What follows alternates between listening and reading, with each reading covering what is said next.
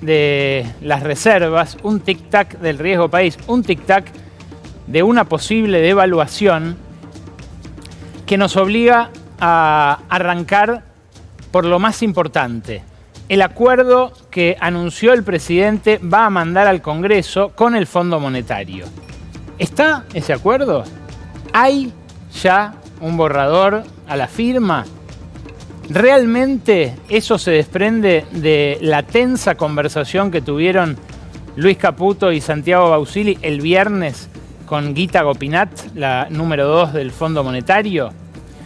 Escuchemos primero lo que pidió Milei a pocos diputados que lo estaban escuchando, a pocos senadores que se habían dado cita para la apertura de las sesiones ordinarias y en general a un Congreso al que ha destratado en más de una ocasión, inclusive el mismo sábado. Escuchá lo que le pidió el presidente. Dada la importancia estratégica que tiene este acuerdo para la Argentina, quiero anunciarles que en los próximos días le pediré al Congreso que apoye al Gobierno en este nuevo acuerdo con el Fondo Monetario Internacional.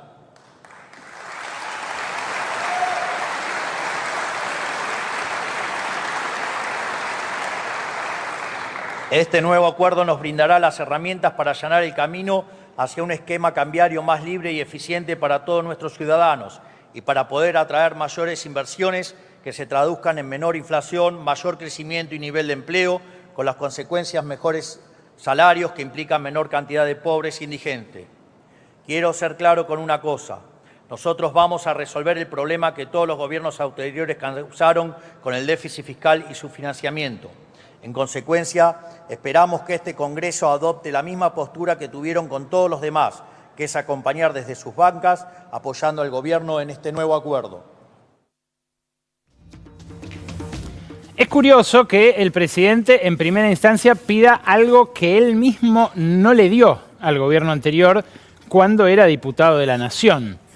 Decía en aquel momento Milei que era una inmoralidad que el Congreso apoyara un acuerdo que implicaba endeudamiento nuevo con el Fondo Monetario. Claro, ahora dice que este acuerdo no va a ser deuda nueva, que es simplemente un cambio de titularidad. Pero claro, es un cambio de titularidad que implica que en vez de tener una deuda con el Banco Central, el Tesoro, que es una deuda que se puede extender, refinanciar a sola firma, que en todo caso se puede reprogramar a futuro, tenga una deuda con un acreedor privilegiado al cual no se le puede hacer ninguna quita y que además pone condiciones, cosa que el Banco Central lógicamente no le hace al propio gobierno. Ahora, enfáticamente, airadamente, Milei decía esto hace apenas 2 años y medio, cuando estaba del otro lado. Después está el tema del Fondo Monetario Internacional. Sí. Ahí hay, digamos, y yo ya aviso, digamos, lo vengo diciendo, pero digo, lo confirmo acá, yo no voy a votar esta porquería. No votas. Yo no voy a avalar esta porquería. A ver, primero porque tiene inconsistencias teóricas, ¿sí? Segundo porque tiene inconsistencias empíricas, o sea, más allá que yo te diga, no, bueno, tiene unos problemas de que es falso en la teoría económica, que si vos aumentás el gasto público, el déficit cae. La cuestión empírica dice que en Argentina vos hiciste eso de los últimos 121 años, durante 111 y funcionó muy mal. Pero además, que es lo más irritante de todos, hasta están mal hechos los dibujos, porque los dibujos tienen una lógica. Cuando vos haces una proyección, vos le ponés arte, pero el arte tiene límites. Qué fuerte ver sonreír a los que luego hacen arte con los videos, ¿no? Editando entrevistas. Esa era en vivo, era en los estudios de La Nación Más. Pero, claro, dice el presidente, se puede dibujar un acuerdo, pero el arte tiene límites. Y en este caso, este acuerdo viene a auxiliar una contabilidad en la cual viene metiendo mucho arte el gobierno. ¿Por qué? Bueno, porque informa cada día que el saldo de divisas del Banco Central es positivo, que compra divisas, que liquidan los exportadores y sin embargo las reservas no paran de caer. Insisto, el mercado hoy no le termina de creer que tenga el acuerdo cerrado a Javier Milei. ¿Y por qué? Bueno, porque hace 2 semanas y un poquito, hace menos de 20 días, el presidente dañó su propia credibilidad al ponerle la firma al criptocurro.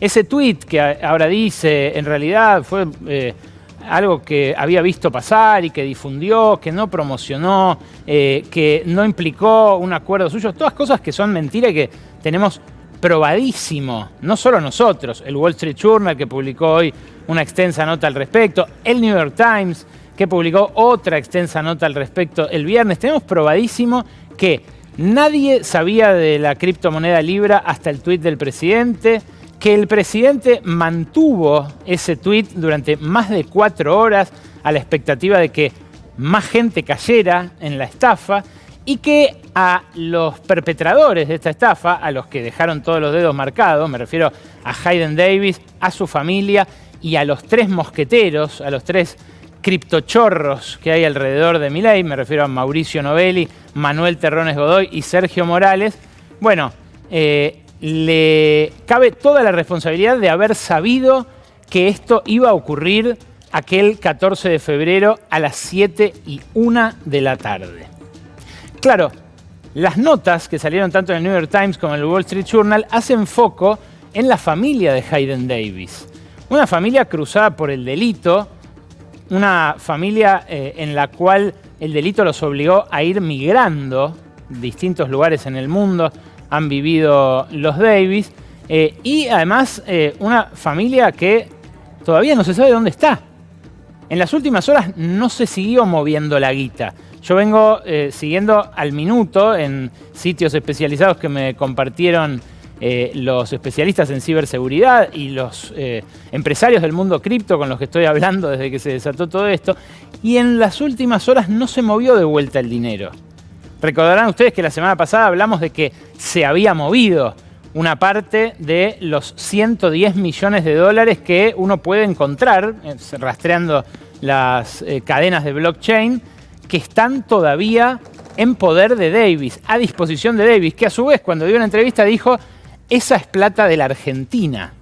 Obviamente para sacarse de encima la investigación del Departamento de Justicia estadounidense y de la Securities and Exchange Commission, la Comisión Nacional de Valores de Estados Unidos, que tiene al frente a un tipo de la industria cripto, lo cual podría movernos a pensar va a defender a los estafadores, pero en realidad lo hace desde el punto de vista de los que salieron dañados en este proceso. Porque, claro, no todos quieren ser Hayden Davis. Fíjate el mapa de la familia de este muchacho que se fotografió con Milei en enero, cuya foto, cuya selfie publicó el propio Milei el 30 de enero, porque en este mapa es donde se están posando las miradas del mundo en estas últimas horas. Hayden Mark Davis sigue en paradero desconocido, pero el personaje de estas últimas notas es Charles Thomas Davis, su padre, Dr. Tom, como se lo conoce en el criptomundo de las finanzas. Dr. Tom contó él mismo en una serie de entrevistas que dio en podcast antes de este escándalo que estuvo preso 1 año por montar un esquema Ponzi, una estafa piramidal, que él mismo tiene vocación por el dinero fácil, que enseñó eso luego de haber servido casi 1 año de prisión en Estados Unidos, cuando se reconvirtió a pastor presbiteriano, y que después, en esa recorrida por el mundo que hizo, no se sabe bien si escapando de la ley o tratando de armar una nueva vida para su familia, se volcó a las criptomonedas. Este hombre es archiconocido en un mundo en el cual hay gente seria y gente que no. Y el presidente, nos lo decía el CEO de Bitso, una de las billeteras cripto importantes de la Argentina la semana pasada, el presidente eligió no darle bola a la gente seria y rodearse de tipos como este. Claro, la selfie con Milei es inapelable. Es algo que difundió el propio presidente y que todavía a esta hora lo atormenta al punto tal de que anoche, en la conversación con Luis Majul, el propio Majul le pregunta, ¿y por qué usted no se despega de estos tipos? Y él dice, bueno, porque acusar de un robo a alguien es algo muy grave. Y yo a los periodistas que están diciendo que robé, después los voy a enjuiciar, después los van a enjuiciar seguramente ellos también. Más allá del burdo intento de censura sobre algo que a 80%, 90% de la población argentina ya no le es ajeno, porque todo el mundo sabe sobre el criptocurro, más allá de eso, lo que resulta realmente llamativo es que el presidente no diga ni una palabra crítica respecto de los estafadores a su alrededor. Hayden Davis, un chico de 28 años, que en su vida va a poder volver a hacer un negocio, por lo menos en el mundo cripto, porque les hizo perder 20.000 millones de dólares a las grandes empresas del sector. ¿Sabe algo que compromete mucho a Milei como para que el presidente ni lo roce en sus declaraciones? ¿Acaso tendrá razón ese importante empresario del mundo cripto, otro joven, Diógenes Casares, que publicó el mismo fin de semana que estalló esto, que Karina Milei, según le dijeron fuentes muy cercanas al presidente, cobró 5 millones de dólares para que se ejecutara todo esto? Porque efectivamente 100 millones de dólares son un monto muy difícil de esconder en el mundo, pero 5 no tanto. Y ese es el monto que con precisión le dijeron varias fuentes, hasta en Grecia sabían que iba a salir Libra, el token envenenado de Milei, varias fuentes le dijeron, así como le dijeron también al Wall Street Journal y al New York Times, que había habido guita de por medio. Claro, el escándalo es tan grande que sobre fines de la semana pasada le preguntó a Mauricio Claver Carone, Andrés Oppenheimer, colega que trabaja en Miami, sobre este escándalo. El enviado de Donald Trump para América Latina, que fue un hombre clave del Fondo Monetario en su momento, dijo que es grave porque hay muchos estadounidenses involucrados y de alguna manera le auguró semanas y meses complicados por este tema a Milei. Escúchalo. Complicado el hecho de que hubieron víctimas, personas defraudadas americanas. Habieron cientos, si no miles de americanos que han perdido millones de dólares dentro de lo que se proporcionó. Y algunos de los asesores del presidente, en ese sentido, fueron algunos también norteamericanos, etc. Así que yo creo que van a haber, obviamente, temas judiciales. Creo que he visto que el presidente Milei, obviamente, ha anunciado su propia investigación, que creo que es apropiada. Creo que van a haber, obviamente, temas de investigación judiciales, etc. Por lo cual es un tema complejo, pero creo que es una buena lección. También creo que para el presidente Milei y para otros, en el sentido de ser mejor aconsejados, de tener mejor equipo y no caer en errores innecesarios y autogolpes. Claro, Mauricio Claver Carone lo odia, lo detesta a Guillermo Francos, el jefe de gabinete. Guillermo Francos era el enviado argentino al Banco Interamericano de Desarrollo del gobierno de Alberto Fernández. Sí, cosas que pasan, ¿no? Así como Daniel Scioli se convirtió de peronista a libertario en un abrir y cerrar de ojos, Guillermo Francos también se recicló de una a otra administración. Pero Carone se acuerda de que Guillermo Francos impulsó la investigación interna que terminó echándolo del Banco Interamericano de Desarrollo por favorecer a una novia a la que le dio cargo y dinero adentro de esa estructura tan codiciada por la burocracia estadounidense. Claro, Carone dice, el presidente tiene que aprender a rodearse mejor. No se refiere solamente a estos amigos jóvenes que hizo en el criptomundo, sino también a algunos de sus ministros. Ahora, Carone fue el artífice, el factotum del préstamo récord que le dio el fondo a Macri en 2018.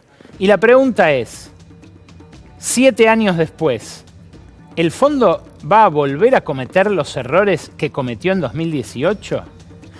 Más aún me pregunto, para rescatar a Milei del escándalo del criptocurro, que lastimó a estadounidenses, ¿estará dispuesto a cometer errores que el mismo fondo admitió que cometió en ese préstamo?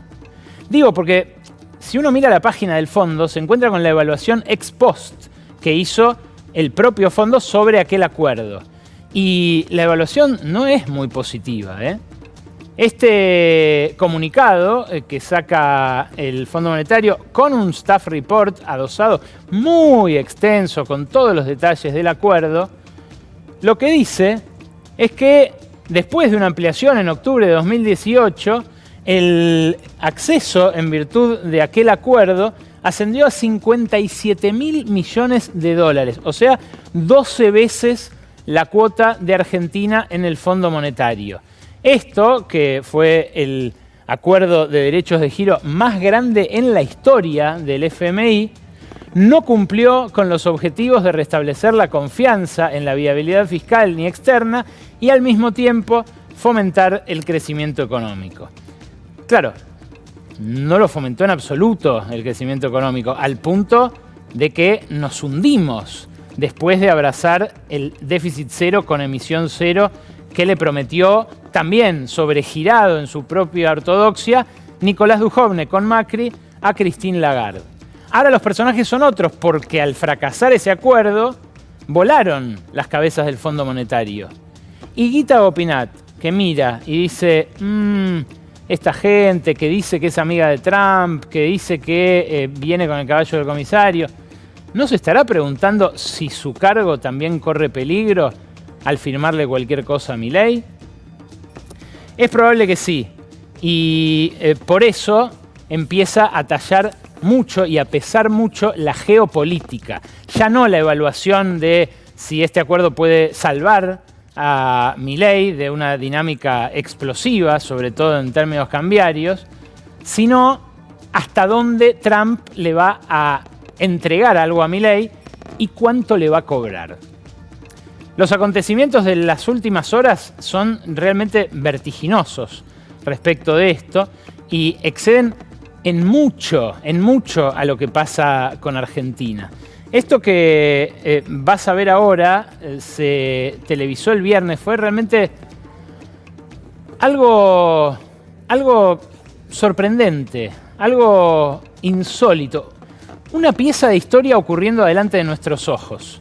Estoy seguro que algún cachito de esto que vamos a reproducir ahora, vos lo viste. Pero como El País publicó la versión completa de todo ese reto en vivo para todo el mundo de Trump a Volodymyr Zelensky, el presidente de Ucrania, yo arranqué un cachito antes de lo que pasaron todos, para que vos veas hasta qué punto lo que ocurrió el viernes es imperialismo explícito.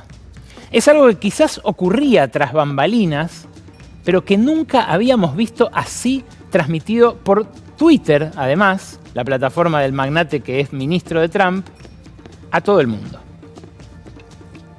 Do you disagree that you've had problems bringing people into your military? And do you think that it's respectful to come to the Oval Office of the United States of America and attack the administration that is trying to prevent the destruction of your country? A lot of questions. Let's start from the beginning. Sure. First of all, during the war, everybody has problems. Even you, but you have nice ocean and don't feel now, but you will feel it in the future. God bless. You don't know that. God bless. God bless. You will not have a war. Don't tell us what we're going to feel. We're trying to solve a problem. Don't tell us what we're going to feel. I'm not telling you. Because you're in no position to dictate that. That's Remember exactly this. what You're in no position to dictate what we're going to feel. We're going to feel very good. You will feel influence. We're going to feel very good and very strong. You will feel influence. You're right now not in a very good position. You've allowed yourself to be in a very bad position, and he happens to be right about it. From the very beginning of the war. You're not in a good position. You don't have the cards right now. With us, you start having cards. Playing cards. Right now, you don't. You're playing cards. Mr. President. You're playing cards. Serious. You're gambling with the lives of war. millions of people. You're gambling with World War III. You're gambling with World War III. And what you're doing is very disrespectful to the country, this country. That's back to you. Far more than a lot of people said they should have. Have you said thank you once? this A lot entire of meeting? times. No, in this Even entire meeting, today. have you said thank Even you? today. You went to Pennsylvania and campaigned for the opposition in October. A mí, francamente, me pareció muy, muy impactante. Esto, repito, es historia ocurriendo delante de nuestros ojos.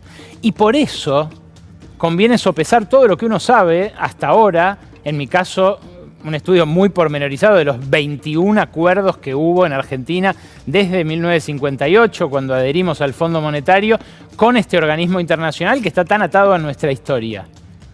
Todo indica que el fondo va a pedirle condiciones muy duras a Milei a cambio de dinero fresco en este momento. Todo indica que, si es como me dijo un veterano de esos pasillos de la calle 19 esta tarde, que en el fondo ven a Macri y lloran porque el que se quemó, perdón, ven a Caputo, dice este veterano del fondo, ven a Caputo y lloran porque el que se quemó con Macri ve a Caputo y llora. Claro, la experiencia propia de los mismos economistas del staff del fondo es muy negativa con Argentina. Y la pregunta es, ¿hasta qué punto estarán dispuestos en Washington a forzarle las reglas, a doblarles el brazo para destrabar un préstamo para Milei? La sensación es que por ahora eso no está dado y que esta escena, la escena de Zelensky con Trump en el Salón Oval, es algo que convendría mirar también, porque Zelensky fue el niño mimado de otra administración estadounidense y ahora es cagado a pedos en vivo, como vimos que hizo Donald Trump en ese momento. Claro, se quiebra además una relación que tiene sus equilibrios, sus contrapesos desde la posguerra. Desde los acuerdos de Yalta y Potsdam, que Estados Unidos y Europa tienen sus equilibrios frente a otras potencias, a China como potencia emergente, a Rusia, que ya era un factor de poder en tiempos de Stalin. Ahora, ¿qué pasó ayer con Volodymyr Zelensky? ¿Vieron las fotos? Zelensky estuvo con todos los mandatarios europeos. Estuvo con Emmanuel Macron, estuvo con Giorgia Meloni, estuvo con el primer ministro Keir Starmer de Gran Bretaña, estuvo con todos los que hasta ahora vienen junto con Estados Unidos armándolo contra Vladimir Putin. Y el propio Macron le paró el carro a Trump cuando le dijo, che, nosotros pusimos el 60% de lo que usó, de los recursos que usó Zelensky contra Trump en esta guerra que acaba de cumplir 3 años. Claro, digo que crujen esos acuerdos de la segunda posguerra porque los intereses de uno y otro lado del Atlántico Norte ya no parecen ser los mismos. Está Donald Trump mirando con más cariño a Putin que lo miraba Joe Biden, el demócrata, pero además está en un plan tan voraz que no se sabe qué puede pedir a cambio. Trump acaba de ratificar esta misma tarde el arancel del 25% a todas las importaciones de Canadá y de México. O sea, está rompiendo el NAFTA. Trump le ratificó los aranceles con los que viene amenazando a China, con la cual está a punto de abrir un frente, no digo bélico, pero sí de muchísima tensión. En ese contexto le va a dar a Milei una montaña de guita para que Caputo le siga vendiendo dólares baratos a los grandes inversores de Argentina. En ese contexto le va a dar a Milei un acuerdo de libre comercio. Bueno, esta tarde-noche le preguntaron en un acto por Argentina. Fue la primera vez que respondió una pregunta de un medio argentino. Y lo que dijo Trump, que me parece se está exagerando un poco en la prensa local, fue esto. Trade, you met with Argentine President Javier Milei at CPAC. He wants to sign a free trade agreement with the United States. Is that something that you would consider even with Argentina? I'll consider anything. And Argentina, I think he's great, by the way. I think he's a great leader. He's doing a great job. He's doing a fantastic job. Brought it back from oblivion. Yeah, well, look at things. We're looking at the UK with things. It doesn't have to be tariffs, but tariffs are easy, they're fast, they're efficient. Y ahí se puso a hablar de otra cosa. ¿A vos te parece que prometió un acuerdo de libre comercio con Argentina? Yo lo que escuché que dijo, yo voy a considerar cualquier cosa. Y me parece que es un gran tipo. Casi lo trató como, bueno, como lo que fue realmente en la convención conservadora. Prácticamente un alcanzapelotas, ¿no? Un Susano, un asistente que le llevó la motosierra, ese monumento a la motosierra, esa motosierra de juguete, a un Elon Musk que encima después en todos lados se comió críticas a diestra y siniestra por blandir la motosierra. No cayó bien la imagen de Elon Musk haciéndose el Milei en Estados Unidos. Ahora, el que habló en serio de si va a haber un acuerdo de libre comercio o no con Argentina fue, de vuelta, Mauricio Claver Carone, el funcionario de origen cubano que maneja las relaciones con América Latina a cuenta de Trump. ¿Qué dijo? Fue tajante. Esto. ¿Es factible la idea del presidente argentino Javier Milei de hacer un tratado de libre comercio con Estados Unidos? Yo creo que el presidente Trump ha sido muy claro en el sentido que no estamos buscando nuevos tratados de libre comercio. Lo que queremos son tratados de comercio justos y equitativos. Y en ese sentido, obviamente, quisiéramos trabajar con Argentina. Creo que hay una oportunidad de trabajar con Argentina. Pero yo creo que algún tipo de acuerdo que pueda proporcionar más inversiones, oportunidades. Pero los acuerdos de libre comercio, como se conocían en los años 90, ya esa etapa en nuestra historia terminó. Entonces, ¿qué sería? ¿Un acuerdo de promoción de inversiones? Yo creo que es mucho más factible un acuerdo de promoción de inversiones que un acuerdo de libre comercio. Dice que no, Carone, y da la sensación de que respondió a la pregunta de Oppenheimer mucho más precisamente que lo que Donald Trump dijo medio al pasar, al terminar un acto, y terminó tirándola afuera. Claro, el acuerdo de libre comercio es algo a mediano plazo. El acuerdo con el Fondo Monetario es algo que Milei tiene que conseguir sí o sí antes de que termine este feriado de carnaval. ¿Por qué? Bueno, hoy no subieron tanto como se esperaba en el mercado luego de un anuncio tan fuerte como el que hizo el presidente el sábado en la Asamblea Legislativa, que dijo, tengo el acuerdo con el fondo, pero subieron un poquito los bonos, las acciones, entre 1 y 2%, a la espera de que haya más novedades, más concretas. Si no hay novedades, el riesgo es que el miércoles ocurra algo grave.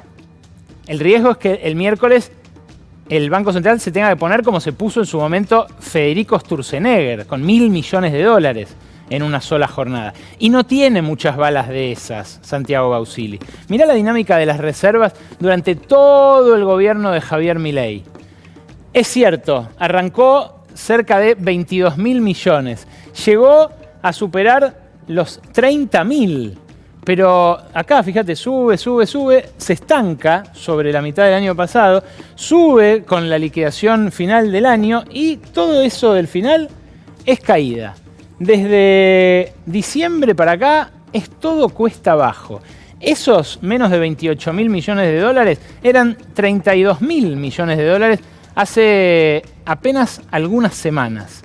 Y el riesgo país, que Milei había arrancado el año celebrando que había vuelto a los niveles de Macri, de cuando Argentina todavía podía pedir prestado dinero en los mercados voluntarios de deuda, no para de aumentar desde ese momento.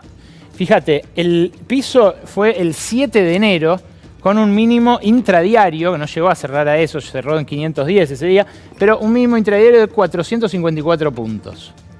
De eso, que era un nivel que Caputo ya se salía de la vaina por salir a tomar deuda nuevamente, llegamos a los 780 puntos actuales. Y fíjate cómo fue incrementándose esto durante enero, pero siempre por debajo de los 700 puntos, hasta que llegó el criptocurro. El criptocurro estacionó el riesgo país arriba de los 700 puntos básicos. Y el viernes, una jornada fatídica para el Banco Central, en la cual vendió más que nunca, vendió 350 millones de dólares y sacrificó 580 millones de dólares en total entre lo que vendió y lo que pagó de obligaciones, importaciones, deuda y demás. Eso marcó el récord del riesgo país también desde aquel piso de enero. La incertidumbre es muy grande porque lo que tuvo que hacer Caputo la semana pasada y que pasó medio inadvertido fue subir la tasa. Hay algo que pasa antes de las devaluaciones, que es que los banqueros empiezan a decir, che, no sé si te sigo prestando. Entonces, antes de una licitación de deuda, hablan con el ministro de Economía y le dicen, mirá que no renovamos todo, ¿eh? Algo sí. ¿Qué hace el ministro de Economía? Bueno, ¿cuánto querés para renovar? Y Caputo tuvo que poner un aumento de las tasas de interés. Un aumento de las tasas de interés que llevó la tasa efectiva mensual al 2,5%. Y claro, si el gobierno le asegura a los acreedores una tasa efectiva mensual del 2,5% y a la vez les asegura que el dólar no va a aumentar más del 1% mensual, ¿qué está haciendo? Le está faltando el camino a la bicicleta financiera. Les dice, ustedes cambien dólares, hagan tasa en pesos, que después yo les voy a dejar comprar dólares a un precio menor que el que van a haber obtenido gracias a esas tasas. Esa no es ninguna novedad, fue la apuesta de la tablita de Martínez de Hoz y es la apuesta de la tablita de Bausili y Caputo. Y las consecuencias sobre el aparato productivo son las mismas. Los 250.000 puestos de trabajo formales que se perdieron, las 12.000 pymes que cerraron, el reparto de la rentabilidad, de la plusvalía, diría en términos más teóricos, entre distintos sectores de la economía. Bueno, todo eso está ocurriendo mientras Milei se ata a un Donald Trump, insisto, cada vez más voraz. Caputo tuvo que dar esta tasa superior, tuvo que aceptar esta suba de las tasas, pero igual el Citigroup y el Bank of America sacaron 2 informes lapidarios la semana pasada. Uno de ellos directamente habla de un dólar a 1.400 para finales de este año, muy en línea con lo que dice el Fondo Monetario que va a pasar, o sea, va a haber un salto discreto, un salto fuerte del tipo de cambio oficial y muy en contra de lo que dice Caputo que va a pasar con el tipo de cambio de acá a las elecciones. Claro, cambia mucho si el Fondo Monetario pone lo suyo o no, pero en el medio puede haber eventos disruptivos. No me acuerdo si dijo eso, estrés financiero, algo así, dijo el presidente, refiriéndose a posibles turbulencias en caso de que no aparezca ese aval del fondo. Ahora, en el fondo lo obligaron a decir que el Congreso tiene que aprobar el acuerdo. La pelota está en el Congreso Nacional Argentino. ¿Irán a convalidar ellos otro acuerdo como el de Mauricio Macri para que Caputo venda dólares baratos a argentinos que los fugan y que después encima compran bonos de la deuda para hacer la rentabilidad con la plata que no pagaron en impuestos y que atesoraron en el exterior prestándole al gobierno? ¿Irá a convalidar eso la oposición? Me refiero a la oposición no entreguista, ¿no? A la que ya está prácticamente subida a la Libertad Avanza, es en vano preguntarle. Pero hay otra pregunta más. Además de si el fondo va a convalidar esto o no. En el board, en el directorio del Fondo Monetario, ¿no se pueden expresar estas tensiones entre Europa y Estados Unidos? ¿No puede pasar que esta prepoteada, este imperialismo explícito, como les decía, que vimos el viernes, transmitido por la cadena nacional mundial de El Pajarito de Elon Musk, pueda llegar a dañar esos acuerdos que siempre estuvieron en el fondo? Mirá, esta es la torta del poder en el Fondo Monetario. Estados Unidos tiene poder de veto sobre todo, porque tiene un 16,5% de las acciones. Para las decisiones importantes hace falta un 85%. Ahora, Europa, toda junta, tiene más del doble que eso. Y es cierto, Europa casi nunca se despega de Estados Unidos en las votaciones, pero tampoco pasa casi nunca que un presidente sienta a otro presidente en su despacho, lo caga a pedos y le dice además que si no entrega los recursos naturales de su país, va a dejar que su vecino, contra el cual lo envalentonó, lo pase por arriba. ¿Qué va a pasar con los votos de América Latina? ¿Qué va a pasar con el voto de Japón? ¿Qué va a pasar con los votos de China y Rusia en ese contexto? Porque Javier Milei puede apostar todo a ese Trump voraz, creyendo que a él no se lo va a cobrar, como le está queriendo cobrar a Zelensky. Pero no es el único actor en el Fondo Monetario. Y en el Fondo Monetario, como les decía, se quemaron con Macri, ven a Caputo y lloran. Los europeos que se opusieron ya a ese préstamo tan generoso a Macri que forzó Trump, ahora tranquilamente le pueden decir: no lo hagamos de vuelta.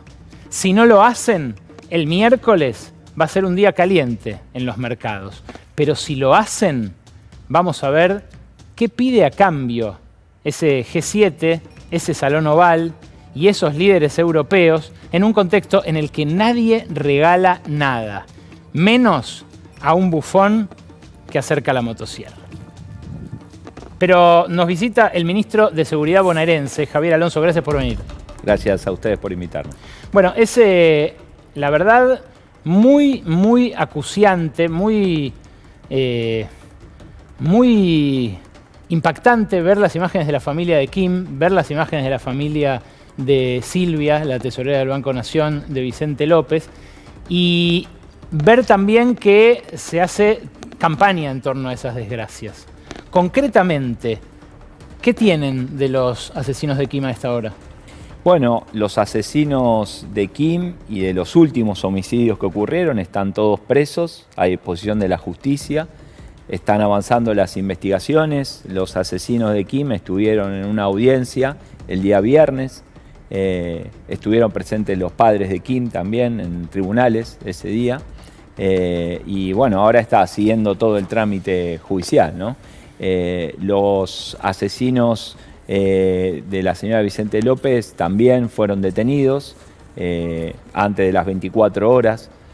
Me parece que son tragedias que nos marcan el dolor, que nos marcan el compromiso, la ratificación del compromiso en la senda en la que estamos, en poder redoblar los esfuerzos para tratar de minimizar los efectos de una violencia que se caracteriza por un desprecio por la vida del otro.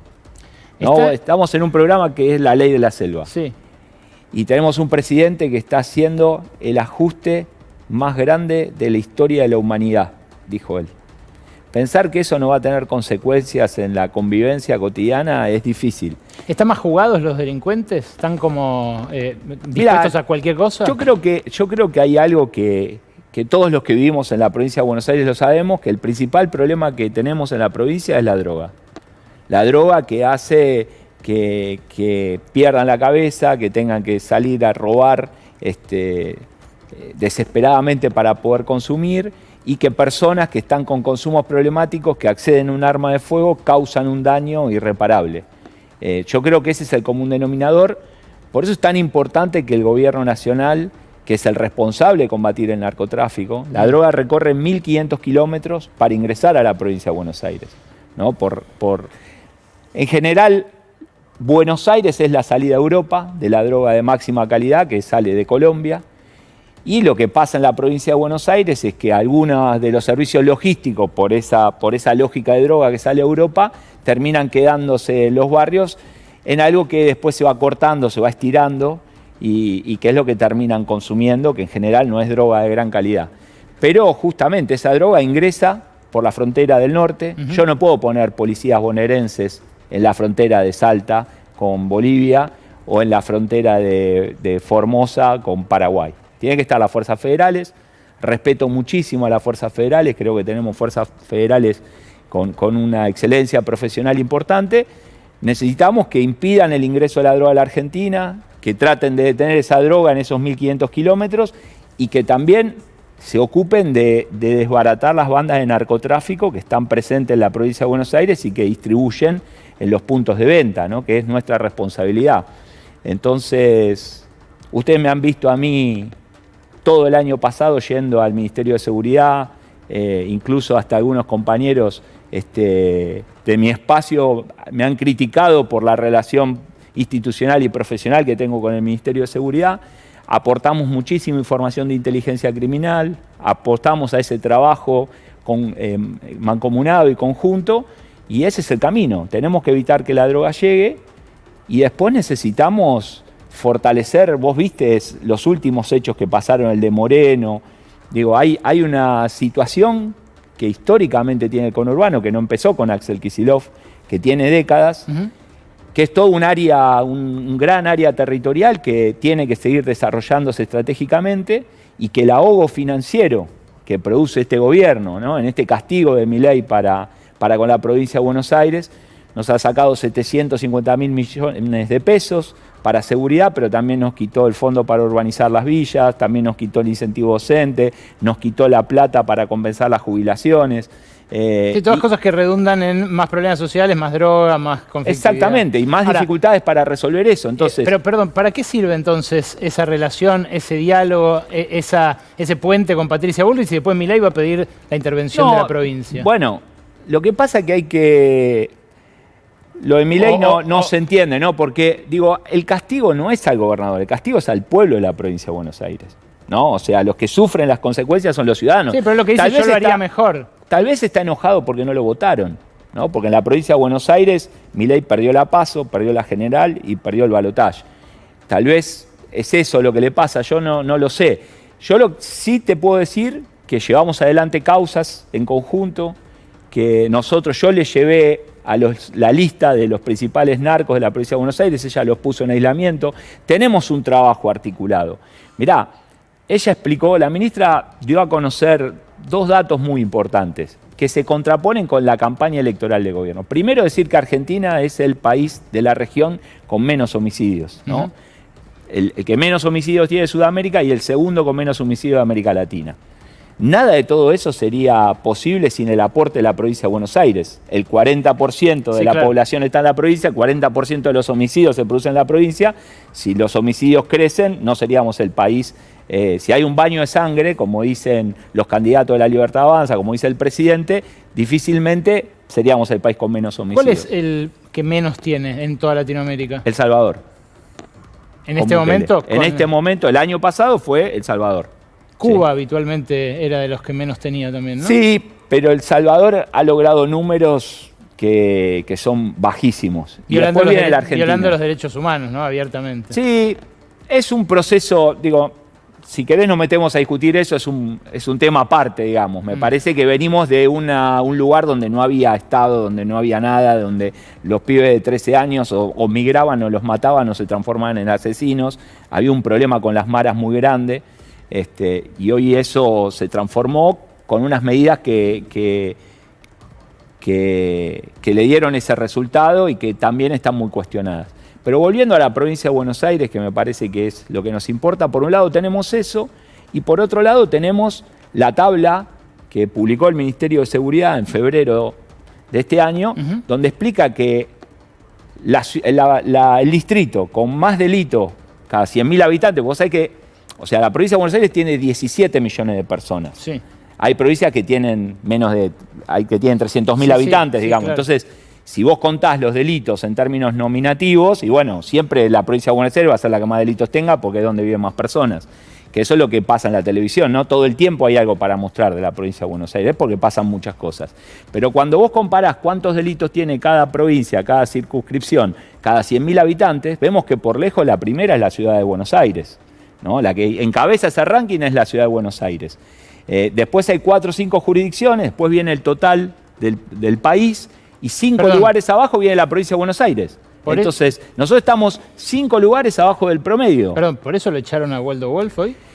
Mirá, no lo sé si es por eso, me parece que más allá de Waldo Wolf, que me parece que no hay que personalizar, hay un gobierno de la provincia que no le encuentra el agujero al mate, ¿no? Perdón, de la provincia no, de la ciudad de Buenos Aires, de la ciudad de Buenos Aires que no le encuentra el agujero al mate, porque evidentemente fueron 6 ministros desde el 2018 hasta acá, la ciudad con más delito de la Argentina, la cantidad de presos que se escaparon, y un sistema político que le da la conducción del ministerio a un policía retirado, cambiando la dinámica, ¿no? Sí, que se venía dando en la ciudad desde hace mucho tiempo, incluso con el PRO, y un tuit del jefe de gobierno diciendo que es el tiempo de los policías. Yo voy a trabajar con el nuevo ministro, tenemos todo un límite en común, pero bueno, lo escuchamos al jefe de gobierno hablar todo el tiempo de los graves problemas de seguridad del conurbano, pero cuando vemos las estadísticas, la ciudad de Buenos Aires tiene muchísimos más delitos por habitante que los que tiene la provincia de Buenos Aires. ¿No es cierto, como dice el jefe de gobierno, que se mueren asesinados los policías metropolitanos al volver a su casa en La Matanza o otro? Lamentablemente hay policías que son atacados. Hay 3,5 millones de bonaerenses que todos los días van a trabajar a la ciudad de Buenos Aires. En ese contexto de ir y de venir, gente de capital que viene a la provincia, gente de la provincia que atraviesa la capital para ir de zona sur a zona norte o a zona oeste, y en ese contexto sufren delitos. En la provincia de Buenos Aires, en la ciudad de Buenos Aires. Mirá, hay 260.000 delitos se producen en el AMBA. 160.000 se producen en la provincia de Buenos Aires, pero 130.000 se producen en la capital federal. En el medio de eso sufren delitos médicos, maestros, estudiantes, también policías. El problema ¿cuál es? Que el policía está armado. Mirá, vos seguramente te acordarás declaraciones de la ministra Nilda Garré, allá por el 2011, preocupada porque la cantidad de enfrentamientos y de muertes que se producían en enfrentamientos entre policías y delincuentes en el conurbano cuando iban a trabajar. Ese número daba que había 1.000 enfrentamientos por año. Los números que anuncia el jefe de gobierno demuestran que eso bajó considerablemente, o sea, hay muchos menos ataques que antes. ¿Cuál es el rol de la propia policía en la administración del delito y concretamente en la regulación de las drogas? Mirá, nosotros lo que tenemos es un trabajo importante que hacen. Nosotros tenemos organizada la policía como la policía de seguridad, la policía de investigaciones, tenemos una superintendencia de drogas y tenemos una superintendencia de crimen organizado. Lamentablemente, lo que pasó es que la ley que desfederalizó, ¿sí?, el narcomenudeo, es decir, antes todos los delitos de droga eran responsabilidad de la justicia federal. Hace unos 20 años aproximadamente se decidió que las policías provinciales y la justicia provincial persiga el narcomenudeo, que son los puntos de venta. Pero no podemos perseguir al narcotráfico, perseguimos los puntos de venta. Entonces, ¿qué es lo que pasa? Cuando nosotros tenemos aproximadamente 6.000 personas presas en las cárceles de la provincia de Buenos Aires por vender droga. Cuando vos lo ves son todos jóvenes, pobres, adictos, y te das cuenta que están presos los que vendían. ¿No puede ser que la policía misma los use? Insisto. No, puede ser, yo no lo voy a negar, esa situación, hay investigación, está asuntos internos. Yo no creo que haya una cuestión sistemática, sistémica dentro de la policía que haga eso lo descarto de plano, porque todo el tiempo hay jueces federales que están investigando lo que hacemos también nosotros con la policía, está asuntos internos, están los jueces de drogas, están los jueces de homicidios que se ocupan de los ajustes de cuenta, que son los que llegan a los líderes de las organizaciones. Cuando nosotros llegamos estaban todos los líderes sueltos, Mameluco, Villalba, bueno, no voy a hacer los nombres, pero había más de 25 líderes que hacía 7 años lo buscaban y no los encontraban. Está bien, pero la policía, los metimos presos a todos. Eso, la policía también interviene en casos como el del albañil de Mar del Plata, Matías Paredes, que volvía de ver a Alvarado, que estaba con amigos en un auto. Sí, bueno, ese es un caso... Y que lo cagan a tiros en autos de civil sin identificar. Sí, ese es un caso particular que no tiene que ver con lo que estamos discutiendo. Si querés hablamos de esa situación. ¿Qué hace el accionar policial? ¿Por qué las policías siguen teniendo estas brigadas, por ejemplo? Estas brigadas identificadas que van en un auto. Por eso, no vamos a desviar del tema. Te pido que después volvamos y que terminemos de hablar lo que estamos hablando. En el caso del joven Paredes... la policía estaba buscando a una persona que tenía un pedido de captura desde diciembre. Esa persona que estaba con pedido de captura desde diciembre por un robo, a que la justicia liberó, que tendría que estar, la policía lo apresó, la justicia lo liberó, después dicta el pedido de captura. Una persona que tenía que estar presa en la cárcel hasta junio del año que viene, que un juez soltó. La policía lo estaba buscando. Sí. En enero comete un homicidio, el homicidio del kiosquero. ¿Sí? En el mes de enero comete el homicidio del kiosquero. Vio en la cámara. Exactamente. Lo que se hizo, también trabajando con los fiscales, fue, esta persona es muy peligrosa, una persona que tenía que estar presa con condena, que tenía que estar cumpliendo una condena en la cárcel que un juez de garantía liberó, tenía un pedido de captura y teniendo el pedido de captura con impunidad seguía asesinando. Salimos a buscar a esta persona en el marco de las órdenes de un fiscal y la policía, obviamente esa persona busca evitar a la policía y la forma de hacerlo, que es legal, es con personas de civil, con autos no identificables. Eso fue lo que pasó. Pero y esa fue la orden. A mí se me cruza un auto, no identificado, ¿con armas? No. Están buscando a una persona que está evadiendo a la policía. Es la forma de hacerlo eso. Después hay un juez que está investigando qué fue lo que hicieron estas personas, porque una cosa es la orden que le da el fiscal, la orden que reciben de cuál es el trabajo que tienen que hacer. De hecho, a esta persona la encontramos al día siguiente a unas cuadras de donde pasó esto, porque teníamos la información de que él estaba en ese barrio. Pero Matías dejó a una nena de 2 años. Sí, y hay un policía, hay un grupo de policías que está detenido por esta situación. El gobierno de la provincia de Buenos Aires inmediatamente a través de asuntos internos desafectó a esos policías. Hubo un policía que habló inmediatamente con el fiscal, que explicó lo que pasó, quedaron detenidos y se está investigando. Ellos tendrán que explicar qué fue lo que hicieron, por qué hicieron lo que hicieron y qué responsabilidad tienen. Todo lo que se hizo, la orden que se dio y lo que ellos estaban haciendo estaba ajustado a la norma y está en el marco de lo que el fiscal general estaba dictando. Después está la acción individual de cada uno y cómo hace su trabajo cada uno. Ellos tendrán que responder por lo que hicieron.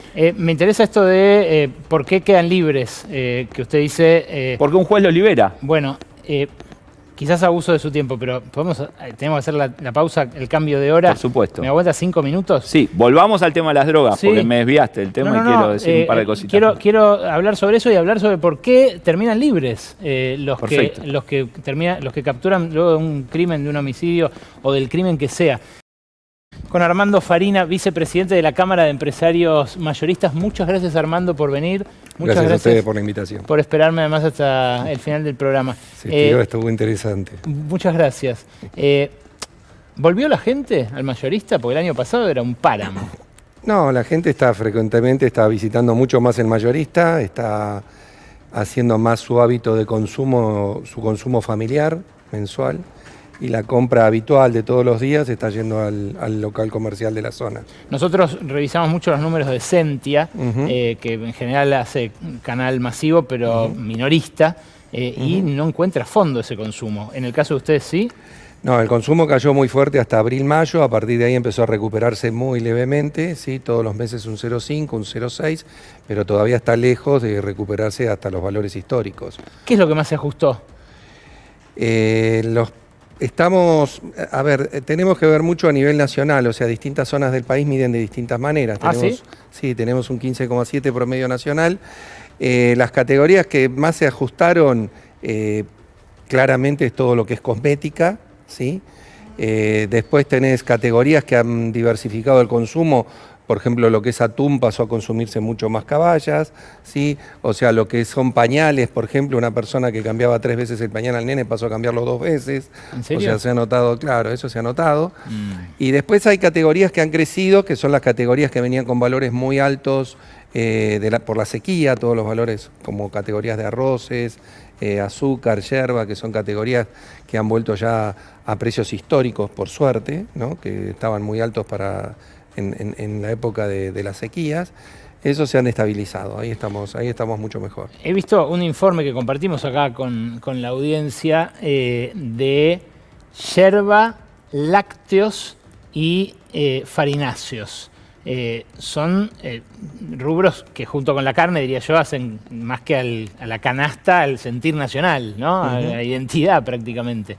Y es impresionante porque la producción cae, pero la exportación aumenta y el consumo cae mucho más que la producción. Este escenario que describe usted, gente que le cambia menos el pañal o que dejó el atún para la caballa, ¿parece ser para ustedes que tienen experiencia en esto un ajuste estructural o algo que puede llegar a revertirse? A ver, los que tenemos muchos años en esto, y yo soy de la generación que tengo la suerte de haber visto a Argentina 3 veces campeón, así que... También vio varias hiper. Sí, también vi varias hiper y vi varios planes de estabilización. Son ciclos que se repiten, o sea, lamentablemente son ciclos que se repiten siempre. Siempre los periodos de estabilización y los periodos de inflación, el que más sufre siempre es el asalariado, eso lo tenemos claro. Ahora estamos viendo una caída muy fuerte en las carnes porque se ajustó el precio de la carne que venía atrasado y eso pasa históricamente. Ahora lo que nosotros estamos viendo para adelante es que pensamos que esto se puede empezar a revertir de abril en más, ¿sí? Y lo que estamos tratando nosotros, o sea, estamos trabajando fuertemente en lanzar un Black Week nacional de mayorista en mayo para ayudar como lo hemos hecho en el de noviembre. Y estamos trabajando en eso porque vivimos del consumo. Sí, claro. Nuestro sector es el único sector que compite de verdad en la Argentina por algo muy simple, todos vendemos lo mismo. Claro. Y el ama de casa conoce perfectamente lo que valen las cosas. Y estamos entusiasmados encarando el año de una manera mucho mejor que el año anterior. ¿Qué pasaría en caso de que haya una devaluación? Supongamos que no llegan a las elecciones, que no se da el acuerdo con el fondo que dicen podría salir esta semana. Nosotros no creemos que haya una devaluación. Nosotros pensamos que en caso de que haya una corrida, el gobierno va a ir para un superávit mayor. Y la realidad es que no estamos a favor de una devaluación, porque la devaluación históricamente siempre la paga el que menos tiene. Sí, claro. Porque dentro de 90 días vamos a estar en el mismo punto de partida, porque vamos a ver si se devalúan el miércoles, la semana que viene se van a ajustar los precios, el otro mes se van a ajustar los servicios y siempre lo último que ajusta es el salario, o sea, es un impuesto siempre al que menos tiene. Sí, claro. Nosotros lo que sí queremos desde la Cámara es que se ajusten los costos operativos, hay muchos costos ocultos operativos en la cadena. Nosotros ya demostramos con informes que hemos sacado que de cada 1.000 pesos que se consume en un supermercado, en una ferretería o en donde ustedes digan, 490 pesos son impuestos. Entonces eso descoloca a cualquier pyme para exportar. Clarísimo. Lo que pasa, Armando, es que después si hay más ajuste, o incluso si sale el préstamo del Fondo Monetario y el gobierno redoble el ajuste, como dijo el presidente el sábado, los que lo sufren son los clientes de ustedes. Los 2.700 que se quedaron sin laburo el viernes en el Ministerio de Capital Humano, seguramente alguno compraba en su mayorista. Siempre el que sufre es la pyme y el trabajador. O sea, por eso el trabajo lo tiene que hacer la política. ¿Ustedes ven una dinámica en la cual se revierta ese efecto? Digo, más allá de encontrar piso, que por ahí lo encuentran. Nosotros lo que creemos es que siempre las políticas que nosotros buscamos que se acompañen desde las cámaras sean las que favorezcan al consumidor. Y lo que vemos últimamente es que la política no se está poniendo de acuerdo, ¿sí? O sea, hay parte y parte de verdad en ambos lados, ¿sí? Y insistimos con que hay que trabajar en los costos ocultos. Ahora, si pasa que la apuesta del modelo que se termina estabilizando es una apuesta exportadora, una apuesta que mira vaca muerta, que mira la pampa húmeda, que mira el superávit para pagar la deuda y que contrae mucho su mercado interno. ¿A ustedes no les cambiaría la ecuación? Digo, sí, nosotros lo que estamos vigilando... En perspectiva histórica, ¿no? Sí. Nosotros lo que estamos vigilando es que el país siempre sea más lo que vende que lo que compra. Y lo que estamos vigilando es que el índice de desocupación no se dispare. Claro. Porque lo que queremos es que siempre sea favorecido el consumidor final. Ahora, si tenemos una textil que no sabe competir o el propietario abusa con los precios y tiene que cerrar y me abre un frigorífico, habrá que discutir cómo capacitamos a esa gente para que se reinserte en el mercado laboral.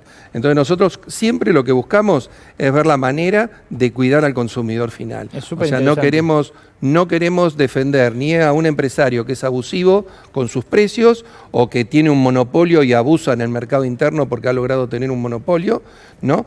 Creemos que lo mejor siempre es tener un árbitro justo, no un árbitro que bombee para cualquiera de los dos lados. O sea, es así de claro para nosotros. Está clarísimo. El tema es que cuando se rebalancea el poder, como pasa cada tanto acá en Argentina, hay veces que, bueno, una fracción del gran capital queda fuera, o pierde, o tiene que cerrar, o colapsa. Por eso, el acuerdo y el arreglo lo tiene que hacer la política. Las pymes y los consumidores siempre en el medio están danzando al ritmo de la política. Armando, ¿qué están haciendo las marcas grandes? Usted me decía, vendemos todo lo mismo. Venden todo lo mismo y tienen enfrente pulpos que fijan precios.